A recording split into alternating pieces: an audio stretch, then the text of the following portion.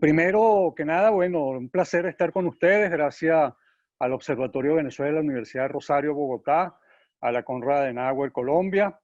por la oportunidad que en el marco de la Cátedra de Venezuela poder presentar esta radiografía física y humana de Venezuela para los líderes y protagonistas de la ciudad de Cali. Como el tiempo es corto, empecemos, vamos a pasar a la otra lámina, por favor. Para empezar con esta radiografía hay que ubicar a Venezuela en el contexto geográfico en el que está, recordando que es un territorio que es encrucijada de grandes regiones geográficas, bioregiones, como el Caribe, los Andes, la Orinoquia que compartimos de manera exclusiva con Colombia, la Amazonía,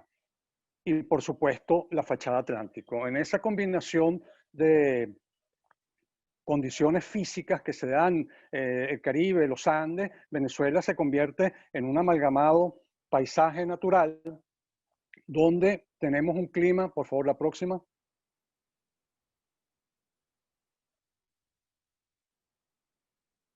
un clima predominantemente tropical, pero con variaciones de altura. Lo que ustedes ven en el mapa en colores azules son los sitios donde la altura ha logrado cambiar, reducir, disminuir la temperatura, recordando que la temperatura promedio a nivel del mar es 27, en Venezuela tenemos el gradiente alto térmico de 0,6 grados centígrados menos por cada 100 metros y por eso podemos conseguirlo, como pueden ver ustedes, con climas templados de altura y fríos de montaña. Es importante que vean que no solamente en el norte, en los Andes, tenemos este tipo de climas templados de altura, por cuanto nuestra masa montañosa, nuestra área montañosa más importante, inclusive superior a la de los Andes, las tenemos en el sur, en las tierras emergidas de la Guayana venezolana, recordando que ese cratón de Guayana hace parte de las tierras precámbricas que existían antes que la actual división de los continentes se diera y eran cuando éramos parte de toda la masa terrestre de un solo continente llamado Gondwana. Por favor, la próxima. En esa combinación de climas, por supuesto, tenemos una variedad de vegetación. Recordemos que Venezuela, al igual que Colombia, es un país mega biodiverso. Más de la mitad del país está cubierto por bosques, bosques siempre verdes, que nunca pierden las hojas, que son los que ustedes ven en verde intenso, que lo tienen particularmente en el sur hacia Brasil, pero también hacia el Atlántico, en la desembocadura, en el delta que conforma el río Orinoco, y junto a ese verde intenso tenemos el verde manzana, le decimos en Venezuela, de los bosques tropófilos, los bosques que pierden sus hojas durante la época de sequía. Venezuela tiene una marcada estacionalidad con los meses que van de abril a mayo a octubre, noviembre, meses lluviosos, y los meses de diciembre, enero son meses de transición y los meses secos tienden a ser febrero y marzo, y a veces, bueno, se extiende efectivamente también hasta abril, pero también por la situación en la que se encuentra, al igual que Colombia, y voy a insistir mucho en esta, si se quiere, climatología y medio físico que compartimos colombianos y venezolanos, por cuanto es una de las características particulares de esta radiografía física y también la humana, seguramente, como vamos a ver más adelante. Bien, como les decía, entonces estamos en esa encrucijada Caribe andina, que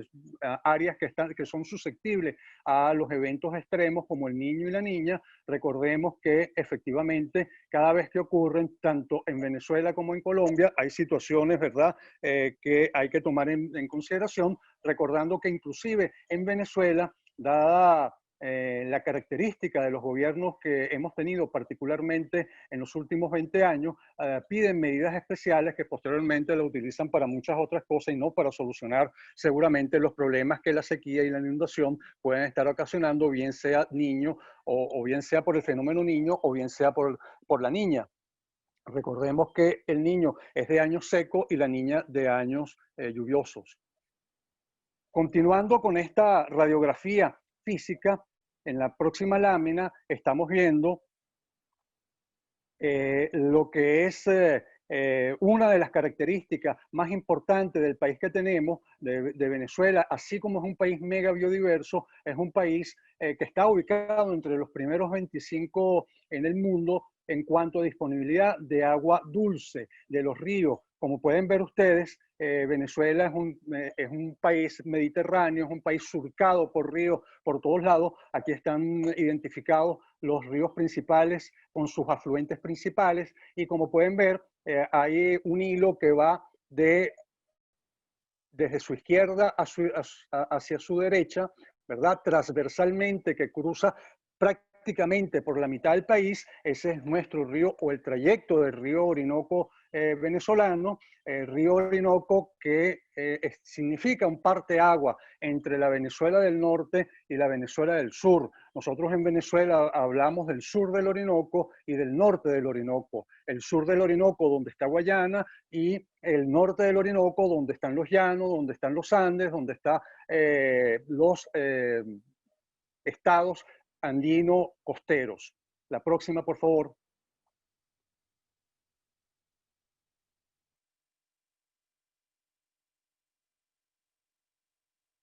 En esta gráfica podemos ver algo que caracteriza fundamentalmente la relación que tenemos Venezuela y Colombia, que tiene que ver con la Orinoquia. La Orinoquia, que es una extensa cuenca hidrográfica de más de 1.000.000 de kilómetros cuadrados, significa para Venezuela alrededor del 80%, 75% de su territorio, y para Colombia también es una proporción significativa. Esa particularidad de la continuidad orinoquense nos da una manera de entender las relaciones colombo-venezolanas y que estuvieron de alguna manera signadas o tratadas en lo que posteriormente se llamó el Tratado de San Pedro Alejandrino, que tenía que ver precisamente con esta situación, con esta confluencia, con esta dependencia, para llamarlo de alguna manera, que tenemos venezolanos y colombianos con nuestros cursos de agua y que desgraciadamente ha sido uno de los elementos, una de las consideraciones que poco se ha hecho, sobre todo en los últimos 25 años, que han estado marcados, particularmente en los últimos 15, que han estado marcados por una conflictividad donde han sido más los desencuentros que los puntos de encuentro, como puede ser el compartir esta cuenca de Orinoco, que marca, si se quiere, el trayecto más significativo, más extenso de la frontera colombo-venezolana, recordando, bueno, que también los 2.000 kilómetros de frontera se extienden hacia los Andes y hacia el Caribe. Sin embargo, es aquí donde yo creo que hay un punto de encuentro importante, un punto de encuentro que a la hora de definir identidades, a la hora de definir complementariedades, es en base a estos recursos hídricos, recordando el Tratado de San Pedro de Alejandrino, uno de los elementos fundamentales de consideración. En la próxima gráfica vemos una síntesis, si se quiere, de imágenes que nos dice el calidoscopio físico que es Venezuela, donde las tierras andinas que ustedes tienen en la primera imagen a la izquierda se justapone, ¿verdad?, a las playas del Caribe, donde las altas tierras de la Guayana se justaponen a las tierras bajas de los llanos, que conforman unos humedales importantes. Esa foto que tienen a su izquierda en el centro es el Salto Ángel, el salto de agua de ríos, de agua de escurrimiento más importante del mundo, y abajo también tienen la marcada diferencia de un paisaje como el venezolano, donde los valles intramontanos, tanto andinos como de la cordillera de la costa, contrastan con las áreas desérticas, prácticamente desérticas todo el año, como pueden ser los coros, los médanos de Coro y algunos sectores del interior del estado Apure, un estado llanero, pero que tiene una zona efectivamente importante de sitios de sequía permanente, sitios desérticos. Bien, en este amalgamado paisaje natural, vamos a ver en la próxima imagen, vemos cómo es el patrón de concentración de la población venezolana. Venezuela tiene esta distribución 60-30-10, 60 volcado en la 60% de la población volcada hacia el norte Caribe, hacia la fachada Caribe, un 30% en ese espacio intermedio llanero que se vincula o se ha querido vincular en las políticas de planificación con los Andes, a pesar de que los Andes tienen una conexión, ha tenido una conexión histórica con el Maracaibo como puerto de salida, y debajo de esta Venezuela intermedia, esta Venezuela del medio, está la Guayana donde tenemos un patrón de distribución de la población bastante disperso, menos de un habitante por kilómetro cuadrado, y que marca una de las características de la ocupación del territorio venezolano, concentrado hacia el norte y vacío hacia el sur, pero a pesar de ser vacío no quiere decir que está exento, ¿verdad?, de amenazas de la ocupación humana, como puede ser el arco minero del Orinoco, que ha marcado un antes y un después en todas las políticas mineras que ha tenido el Estado venezolano, y hemos transgredido, si se quiere, los elementos que de alguna manera fundamentaron la visión de la minería y de la incorporación aguas abajo y agregando trabajo de lo que podrían ser las industrias básicas, pero eso lo vamos a hacer una consideración posterior. En la próxima imagen, me parece que dentro del poblamiento venezolano es importante hablar de cómo es la pirámide etaria. He querido en esta, como les dije, me interesa mucho ver los puntos de confluencia y la diferencia entre Colombia y Venezuela en esto de la radiografía, por cuanto este patrón de poblamiento es interesante, este patrón de etario es interesante. Tanto Colombia como Venezuela están pasando por una situación que los demógrafos denominan de bono demográfico. Han venido achatando, ¿verdad?, la base de la pirámide. Si uno veía estas pirámides en los años 60, 70 del siglo pasado, teníamos en esa población que va de 0 a 9 años la parte más ancha de la pirámide. Ahora esa pirámide se ha reducido, hay menos niños y hay más adolescentes y jóvenes. En el caso venezolano, la población predominante está entre los 15, entre los 10 y 20 años, es decir, pasando de la niñez a la adolescencia, a la juventud, y ya incorporándose a la adultez. En el caso de Colombia, esa pirámide tiende a tener los mayores valores en las poblaciones, en los estratos de población que está entre los 19 y los 29 años. Eso quiere decir que la población venezolana con respecto a la colombiana es un poco más joven, es una población que en este momento está sometida, ¿verdad?, también a un estrés, que es lo que significa el proceso migratorio. Recordemos que vamos a tratar el problema migratorio como un elemento importante, transversal, a lo largo de estas sesiones, y que explica por qué una población como la venezolana, ¿verdad?, que apenas para el 2020 está registrando 28.435.000, cuando las proyecciones que se hacen en función del último censo que el país tuvo en el 2011 nos indica que Venezuela debería tener una población aproximada de 34 o 35 millones. Esa población, ese déficit de población de 5 o 6 millones es precisamente lo que ha emigrado. Estoy tomando como referencia una misma base de datos, la Population Pyramid Net, tanto para Venezuela como para Colombia, para tener valores que puedan ser realmente comparables, bien por su exactitud o bien por su margen de error. En dado caso pueden ser así. Entonces, en este caso, una de las características que tiene Venezuela es precisamente que está perdiendo ese bono demográfico. La gente se está yendo, la gente se va a seguir yendo, porque, como vamos a ver más adelante, Venezuela ha entrado en una situación en esta radiografía humana. No podemos dejar de considerar la emergencia humanitaria compleja por la que está atravesando Venezuela, que está ocasionando el flujo migratorio. Buena parte de los venezolanos que emigran han sido considerados como emigrantes económicos por las condiciones que el país deja de ofrecer para la generación de empleo. Vamos a ver más adelante por qué esa crisis económica, pero además la emergencia humanitaria compleja nos dice que hay una crisis en el bienestar generalizado del venezolano. Ojalá que los países donde se está recibiendo este flujo migratorio puedan aprovechar esta mano de obra que está en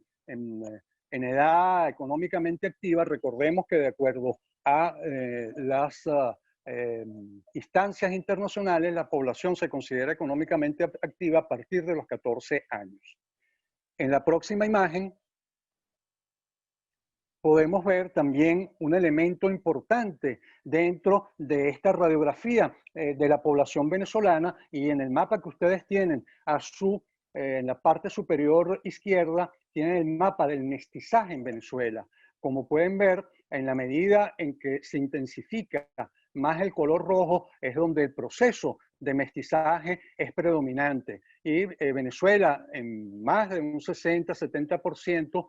de sus áreas pobladas, está considerado como un país mestizo. Cuando ustedes ven los tonos claros, ocres, más tenues, que están sobre todo en el sur del río Orinoco, hacia el estado Bolívar, hacia el estado Amazonas, es porque hay una mayor presencia indígena. El mapa que está en su parte inferior derecha explica esta distribución, esta particular concentración de los pueblos y las territorialidades originarias, de los pueblos originarios hacia el sur del Orinoco. Sin embargo, ustedes también tienen en el norte de Venezuela, en ese cachito que está en el límite con Colombia, lo que es la península de La Guajira, también un color representado por un color claro, y es precisamente por la presencia de el pueblo, ¿verdad? Wayuu, el pueblo que marca una identidad cultural binacional que permite su constante ir y venir entre Venezuela y Colombia, considerándose en muchos casos un pueblo aparte de las vicisitudes que puedan tener los gobiernos de Venezuela y Colombia, y tienen una idiosincrasia per se, y eso también es un elemento importante a la hora de caracterizar esta radiografía, donde hay muchos rasgos que compartimos con Colombia. En la próxima imagen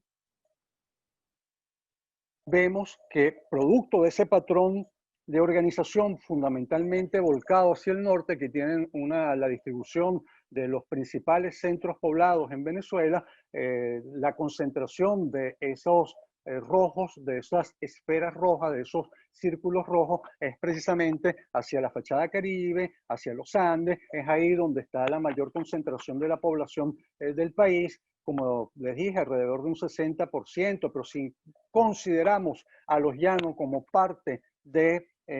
la continuidad Caribe, de la fachada Caribe, ahí se concentra más del 70% de la población. En los llanos tienen una situación, tienen una menor densidad de ciudades, y hacia el sur son pocos realmente los centros poblados que como tales pueden ser representados, un espacio, como le digo, con una densidad predominantemente menor de un habitante por kilómetro cuadrado. En la próxima gráfica, también producto de ese patrón de concentración, tenemos la distribución de los tramos de nuestras rutas pavimentadas, de las rutas pavimentadas principales, y como ven, hay una distribución, una concentración de esas rutas, especialmente en el norte. Lo única, en este caso, están las capitales representadas en blanco, las capitales de los estados. Las únicas capitales de estados que están hacia el sur son Puerto Ayacucho, capital del estado Amazonas, y Ciudad Bolívar, capital del estado Bolívar. La misma Tucupita, que es la capital del Delta, del estado Delta, también está ubicada al norte, ¿verdad?, del curso principal de desembocadura del río Orinoco. En la próxima gráfica vamos a hacer una síntesis de Venezuela en función de sus zonas biogeográficas, y vamos a ver precisamente cómo de norte a sur vamos identificando los atributos, si se quieren, más característicos de tanto físicos como humanos de esta distribución biogeográfica, empezando por la zona, el área, la región biogeográfica insular, conformada por las islas de Margarita, Coche y Cubagua, que conforman, dan origen al estado Nueva Esparta, y el conjunto, alrededor de unos 300 de cayos, islotes e islas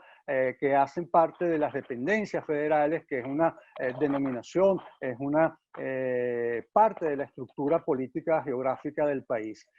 con una vegetación predominantemente arbustiva, con un clima tendiendo a seco, de 400 a 860 milímetros, una temperatura promedio anual de 27 grados centígrados. Recuerden que como les dije, que la temperatura a nivel marino está en los 27, estamos en la región insular, a pesar de que hay algunas elevaciones, como en la isla de Margarita, el Cerro Copey, hay una importancia de especies vegetales que pueden ser utilizados, y se considera que es un paisaje, que es una bioregión medianamente intervenida, una población realmente pequeña con respecto al país, con una cantidad de parques nacionales, y esta cantidad de parques nacionales la estamos utilizando como referencia del nivel de conservación que pueden tener esos territorios, de 10,31, está por encima de los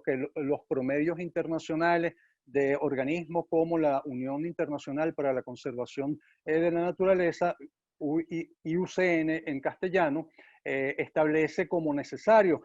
para proteger los territorios. La IUCN establece que alrededor de un 10% de los territorios deben ser protegidos bajo la figura de parques nacionales. Posteriormente pasamos al delta del Orinoco, donde hay una mayor precipitación de alrededor de 2.000 milímetros, una temperatura también promedio alta, hay elevaciones hacia el estado, ya en, la, en las vecindades del estado Bolívar, que llegan hasta los 700 metros sobre el nivel del mar. Es un grado de intervención baja. Sin embargo, a pesar de ser un territorio bastante despoblado, está muy poco protegido, por cuanto su cantidad de parques nacionales es apenas del 1,4. Y con la región litoral empezamos a ver el patrón de concentración volcado hacia la fachada caribe que tenemos en Venezuela. Aquí ya la población empieza a tener cifras un poco más significativas. Estamos hablando, estas son proyecciones que yo hice para el año 2017, posiblemente efectivamente han variado por el flujo migratorio, que todavía no lo tenemos contabilizado del todo, pero es una población que roza los 2 millones de habitantes, con una cantidad de parques nacionales alrededor de 15,4%, una intervención moderada, y las alturas superiores que se consideran para definir lo costero es de 100 metros sobre el nivel del mar. Tenemos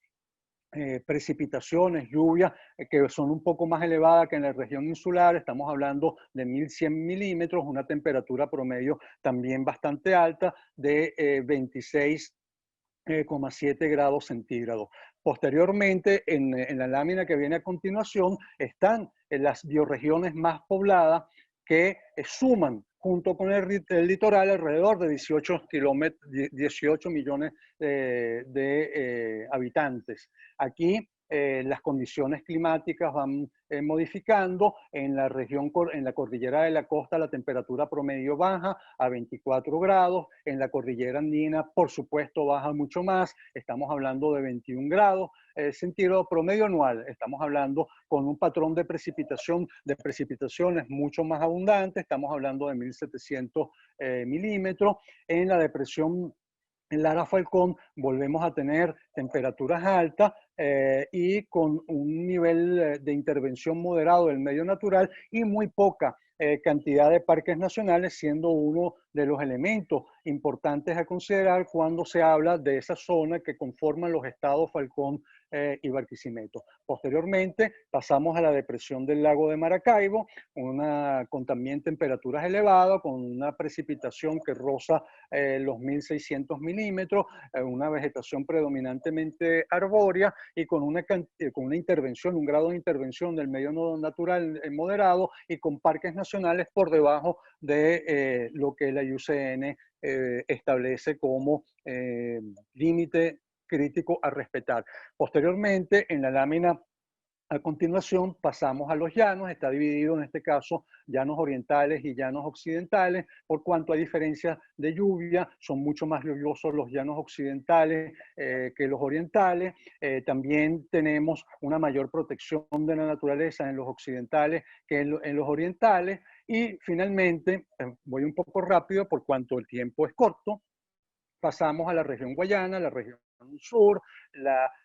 Amazonoquia venezolana, para llamarlo de alguna manera. Hay una discusión entre biólogos si eso es realmente guayana o es amazona. Nosotros tenemos una amazona legal, como le gusta hablar a los brasileños, que nada más comprende un sector, una porción de la porción sur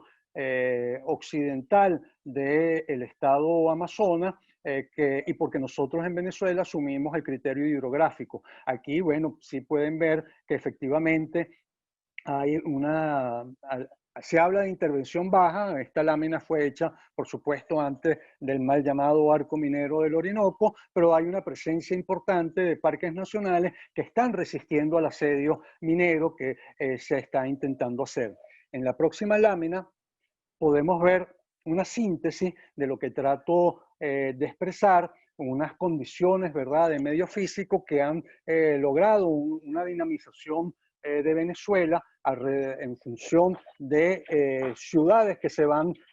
conformando, ¿verdad?, a lo largo, con relaciones muy internas, muy orgánicas y muy intensas en las ciudades metropolitanas de la fachada norte. En la fachada norte se concentran 5 de las 7 áreas metropolitanas de Venezuela, empezando de izquierda a derecha por Maracaibo, siguiendo por Barquisimeto, pasando a la conurbación que prácticamente se está conformando entre Valencia y Maracay. Por supuesto, pasamos a Caracas y para terminar a la derecha, en el oriente venezolano, con Puerto La Cruz, Barcelona, Cumaná. Posteriormente tenemos una variante metropolitana en San Cristóbal, el área metropolitana de San Cristóbal, que más a las relaciones internas con el resto de Venezuela, en buena medida su dinámica tiene que ver con esa frontera viva que fue bidireccional, que fue la frontera andina colombo-venezolana, considerado a nivel de Latinoamérica como una de las fronteras, eso pues, más dinámicas en todo el contexto latinoamericano y mundial. La última área metropolitana es la que tenemos al sur, que está conformada, ¿verdad?, por la coalescencia, por la conurbación que intenta visualizarse entre Ciudad Bolívar y Ciudad Guayana. Ciudad Bolívar, la ciudad histórica, la ciudad que debe su nombre al Libertador. Originalmente Ciudad Bolívar se llamaba la Angostura del río Orinoco, y su vínculo con Ciudad Guayana, la ciudad moderna, la ciudad que fue ejemplo y sigue siendo ejemplo de las ciudades planificadas de la segunda mitad del siglo XX. En la gráfica que tenemos a continuación vamos a rápidamente hacer un vuelo rasante sobre la situación económica y sobre el componente económico en esta radiografía humana, que tiene que ver con lo físico, porque en buena medida Venezuela, de su actividad económica, ha dependido de su riqueza, fundamentalmente la riqueza del subsuelo. Y dentro de esa riqueza del subsuelo, por supuesto, el petróleo. El petróleo que ustedes ven en esas manchas claras que se difunde. Tenemos 3 grandes áreas petroleras. En el occidente Maracaibo, un poco más al sur Los Llanos, que es un área petrolera que compartimos con Colombia, y a su derecha, como una lengua, tenemos lo que es la faja bituminosa del Orinoco. Pero Venezuela no era nada más, y digo no era porque desgraciadamente la industria petrolera está prácticamente en el suelo, un país que producía 3 millones de barriles diarios y refinaba alrededor de 1.300.000, un tercio de lo que producía. En este momento no está refinando sino 30.000 barriles y no está sacando del subsuelo sino alrededor de unos 300, 400.000 barriles. Pero bien, como les decía, además entonces de lo que se extraía, hay un complejo, ¿verdad?, de agregación de trabajo humano a través de los complejos petroquímicos y las refinerías que están ubicadas, ¿verdad?, en el norte, en la línea costera venezolana, y así vamos pasando de el complejo petroquímico del Tablazo a la refinería de carbón Amuay, que era la refinería más importante en todo el hemisferio occidental, tan solo era superada por las refinerías de petróleo del mundo árabe. Pasamos posteriormente en el centro por Morón, el complejo petroquímico de Morón, pasamos a la refinería del Palito, que es la única que en este momento está produciendo los escasos 30.000 barriles de gasolina al día, y llegamos en el oriente a José y a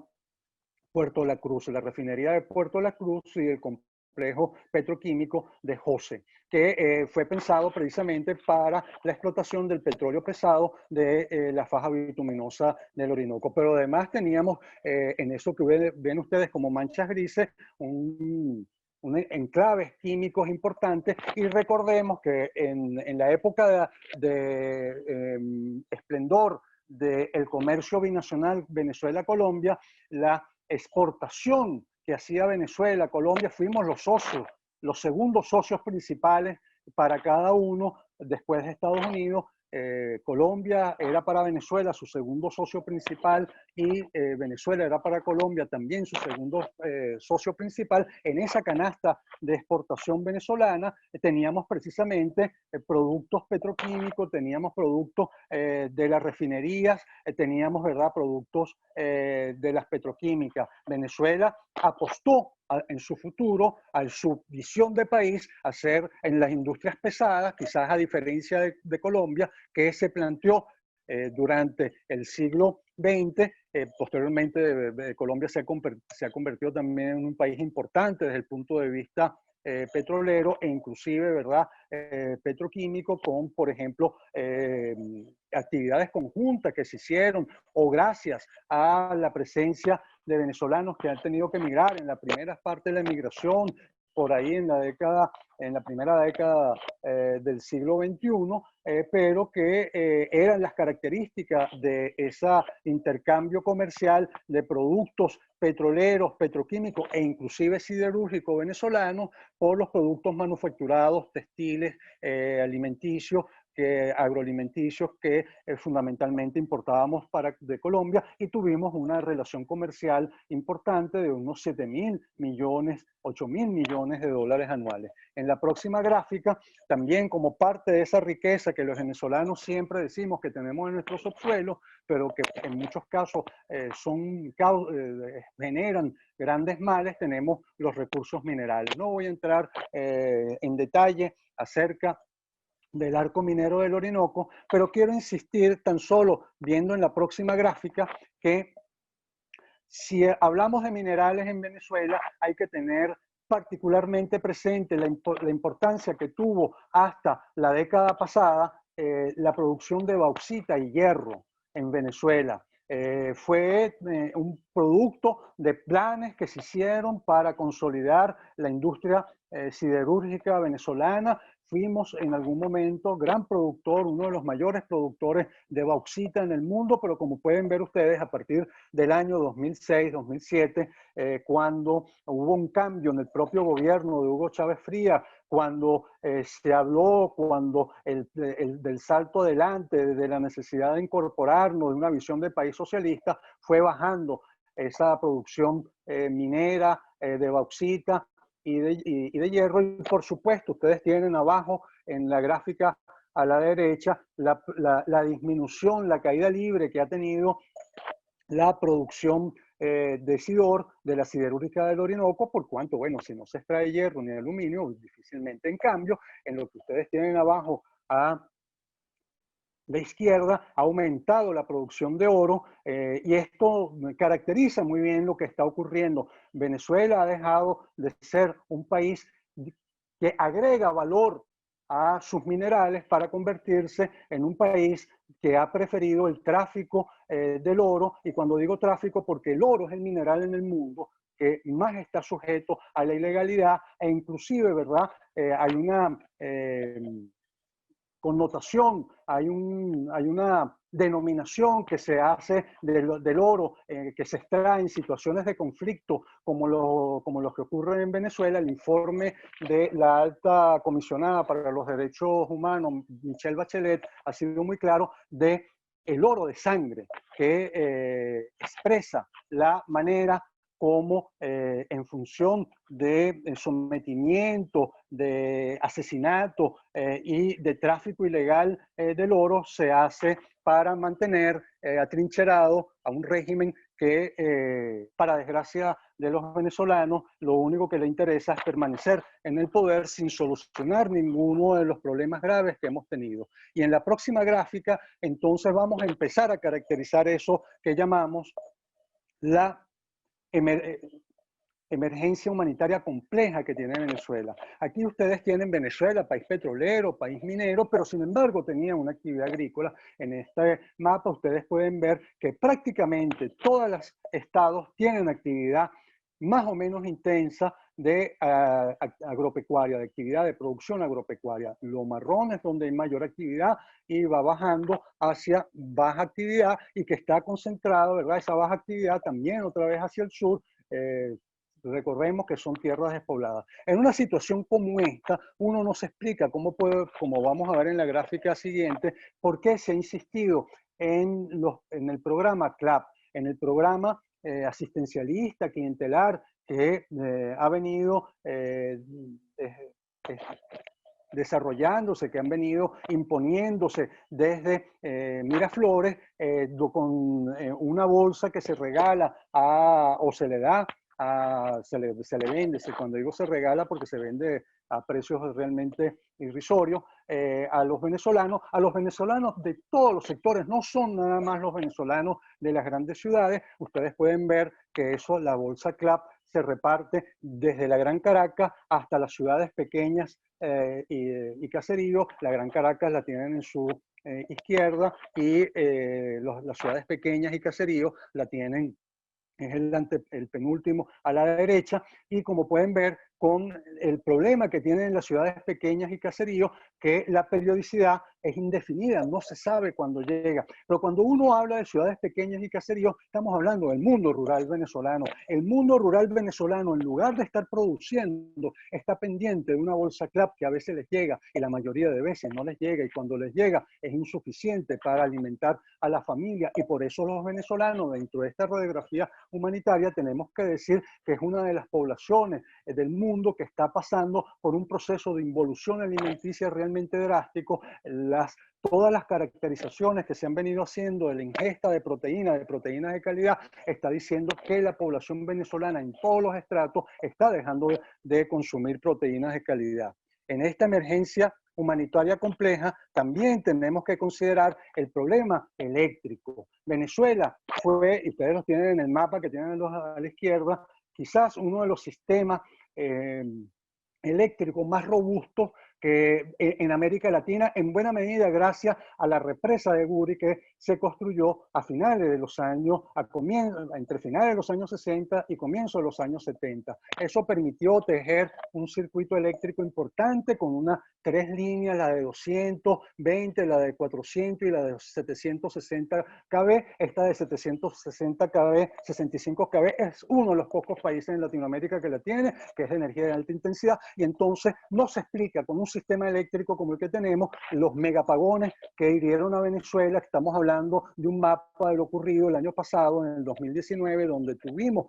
tres grandes megapagones, uno el 7 de marzo, otro el 29 de marzo.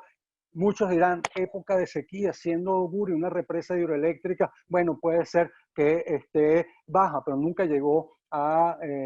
la cota crítica. Pero también tuvimos un megapagón el 22 de julio, donde más de 20 estados y el Distrito Capital estuvieron apagados. Es por eso, como lo vamos a ver en la gráfica siguiente, que una gráfica más, ok, que el Observatorio Venezolano, no, pasaste una menos, aquí, ahí, que el Observatorio Venezolano, creo que me están apurando de alguna forma. Yo voy a tratar de ser lo más rápido posible. No, estamos en la otra, en la siguiente a esta, por favor. Aquí, en esta, donde está la niña con la vela. Por eso que ahí tienen todos los datos. Por razones de tiempo no los voy a leer todos, tan solo voy a decir que el 50% de la población en la entrevista que hizo el Observatorio Venezolano de los Servicios Públicos dice que tiene apagones diarios, el 26% dice que no solamente es diario, sino que son varias veces al día. Venezuela, además, un país con la importancia que tiene en reserva de gas. Si las reservas petroleras, si la producción petrolera ha mermado, no así la de gas. Lo que pasa es que la de gas está congelada. Venezuela es el segundo país después de Estados Unidos en reserva de gas de este lado del mundo y el séptimo, octavo a nivel mundial. Sin embargo, el gas, que era la energía que predominantemente utilizábamos en Venezuela, ha ido desapareciendo y se ha dado pie a toda una serie de fuentes de energía, de formas de energía como la leña, los mechurrios de gasoil, que realmente, además de contaminar, no son adecuados, ¿verdad?, para darle seguridad energética a la gente. Para reducirlo, para concretarlo, cuando se habla de el problema eléctrico en Venezuela, estamos hablando de la vulneración de derechos humanos fundamentales, como es el derecho a la alimentación, al trabajo, a la educación, al salario digno, a la salud, y es por eso que cuando los emigrantes le entrevistan, dicen que me voy de Venezuela porque las condiciones de vida son realmente paupérrimas, y en esas condiciones de vida no me alimento, pero tampoco tengo electricidad, y así como no tengo electricidad, en la gráfica siguiente, en la lámina siguiente vamos a ver el problema del agua. Venezuela, por ser un país rico en aguas escurridas, en ríos, tuvo un sistema realmente importante, tanto en el norte como en el sur, de embalses, bien para el suministro de agua e inclusive también en algunos casos como los del sur, como ya vimos, Guri, para el suministro eléctrico. Llegamos a tener más de un 90% de la población con agua por tubería y como vemos también en la lámina a continuación, el servicio de agua también está valorado muy negativamente por todos los usuarios. El 68% de los entrevistados por el mismo observatorio de los servicios venezolanos dice que el servicio es pésimo, el 70% no le llega agua, el 40% tiene que hervirlo, las plantas potabilizadoras han desaparecido, hay que utilizar agua de botellones y el uso de camiones cisterna. Cuando entonces no hay agua, hay derechos humanos fundamentales vulnerados como el derecho a la salud,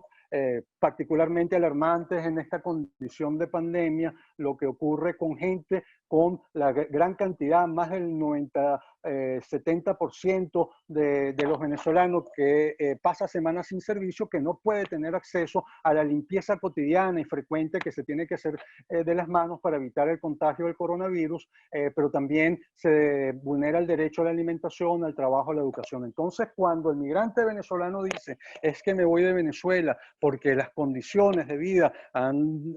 sido realmente degradadas hacia su mínima expresión, es que ni siquiera hay agua, ni siquiera hay electricidad, hay que recoger el agua y hay que utilizar leña para poder cocinar los alimentos, no solamente en el medio rural. Estamos haciendo una encuesta entre varias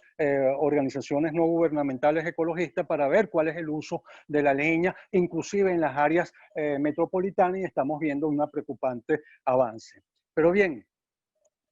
ya terminando,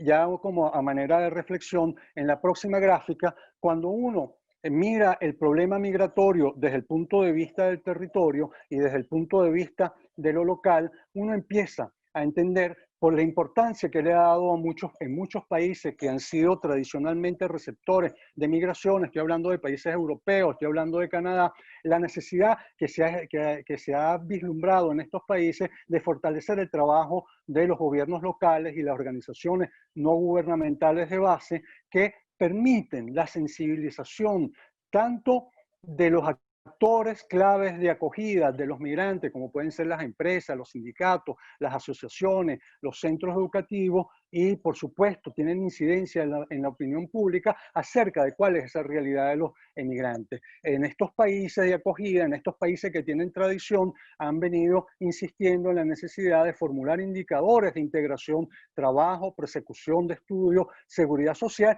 e identificación territorial. Se convierte en uno de los aspectos clave de estos indicadores de integración, y porque, como podemos ver en la lámina siguiente, la gente vive en lugares donde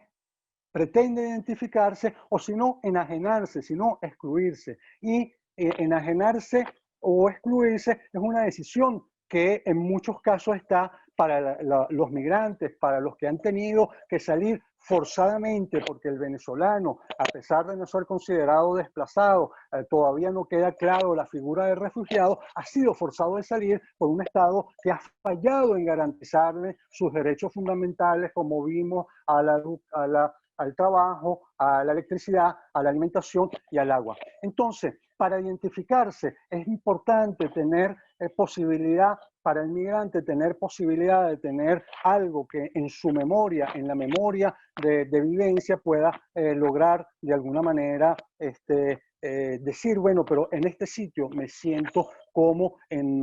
parecido como me siento en mi casa. Y las últimas láminas que les voy a mostrar tienen que ver con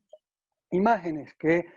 yo he querido sacar. Vamos a ver la última, por favor, la siguiente, por favor, que es la penúltima. Imágenes que me permiten expresar las maneras, la semejanza, la sinonimia, que es un término que uso de la lingüística, de la sinonimia topográfica, espacial, topológica, que puede existir entre, por ejemplo, una ciudad como Cali, que es una imagen que ustedes tienen arriba, y una ciudad que la alcaldía de Cali ha decidido firmar un acuerdo como ciudades gemelas, que es Naguanagua, que está en el área metropolitana de Valencia, es uno de los municipios del área metropolitana de Valencia. Ustedes, como pueden ver, tienen un patrón de montañas en el fondo, de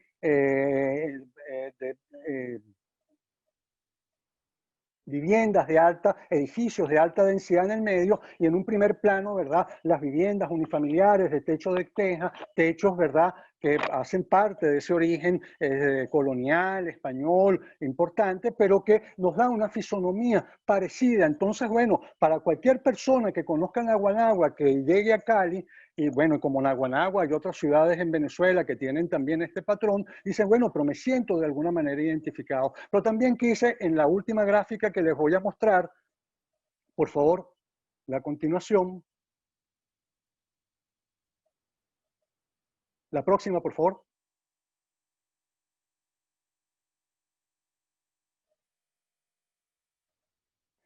Lo que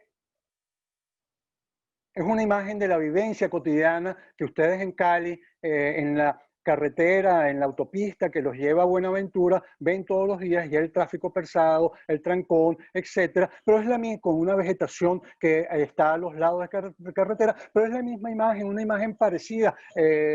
una imagen que hace sinonimia topográfica con lo que ocurre en la gráfica de abajo, que está una tomada en un trancón en la carretera, en la autopista que va de Valencia a Naguanagua a Puerto Cabello. Puerto Cabello es para Valencia, Naguanagua, el puerto, la playa, igual que Buenaventura lo es para Cali. Es más, Puerto Cabello es para Venezuela lo que Buenaventura es para Cali. Entonces, en esta búsqueda de identificaciones, en esta búsqueda de lugares que pueden ser compartidos, de vivencias compartidos, seguramente hay elementos para facilitar la acogida, para facilitar la integración de migrantes. Bien, yo termino hasta aquí, les doy las gracias, pasemos la lámina final por su atención.